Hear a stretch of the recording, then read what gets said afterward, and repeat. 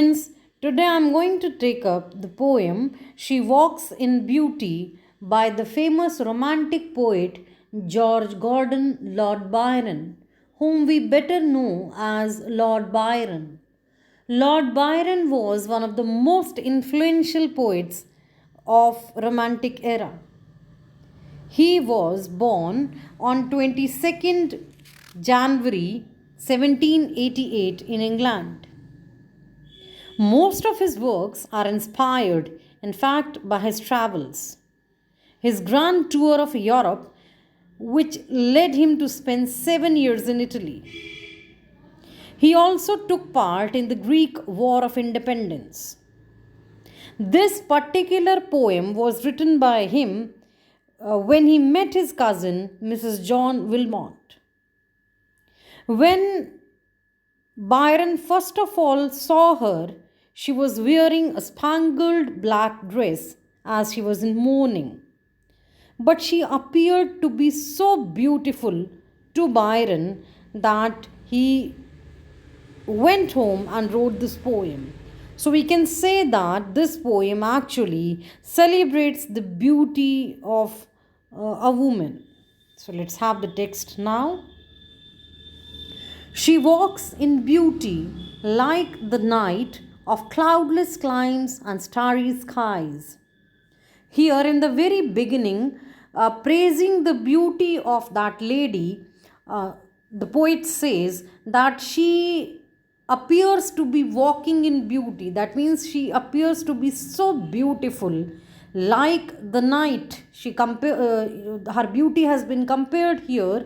There is very beautiful use of the figure of speech called simile. He compares the beauty of that lady with that night which is cloudless and starry skies, and the sky is full of stars.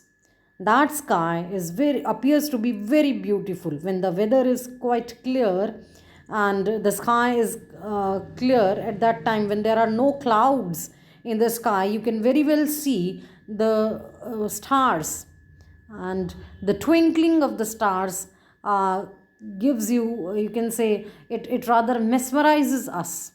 So here also he was so much struck by the beauty of that lady that he compares that beauty with that night which is cloudless, when the sky is clear and the whole sky is covered with twinkling stars. And all that's best of dark and bright meet in her aspect and her eyes. In the very next part, the poet says that the beauty of that lady was perfect. It was balanced. Her eyes and her face, they had the best combination of dark and bright.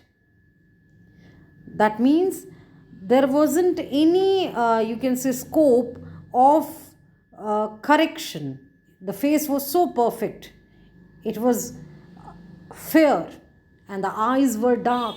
So, whatever best we can just assume of perfection regarding the brightness and darkness, that was being reflected by the face of that lady.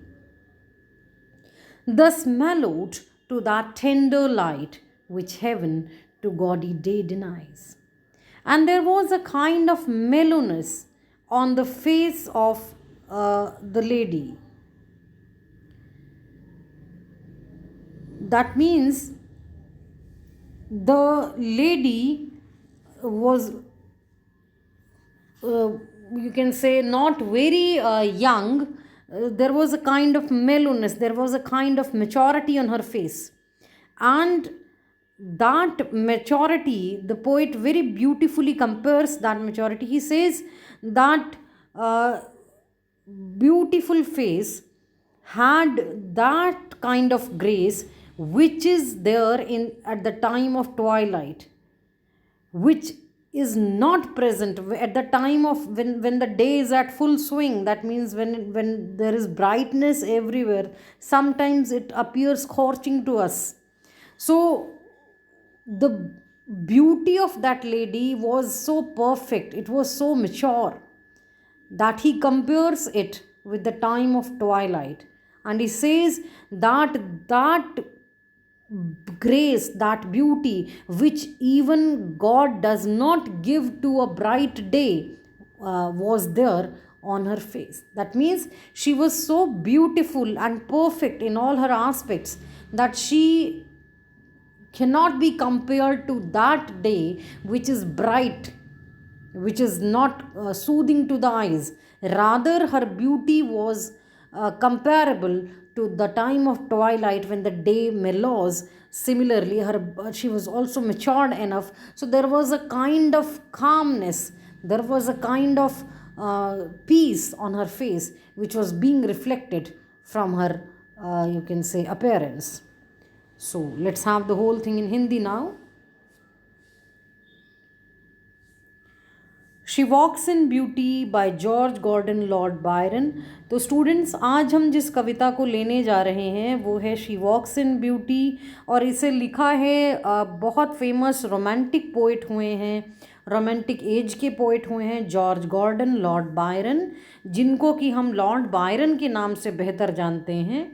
इनका जन्म हुआ था 22 जनवरी 1788 में England में, और ये Britain के सबसे प्रभावशाली कवियों में से माने जाते हैं।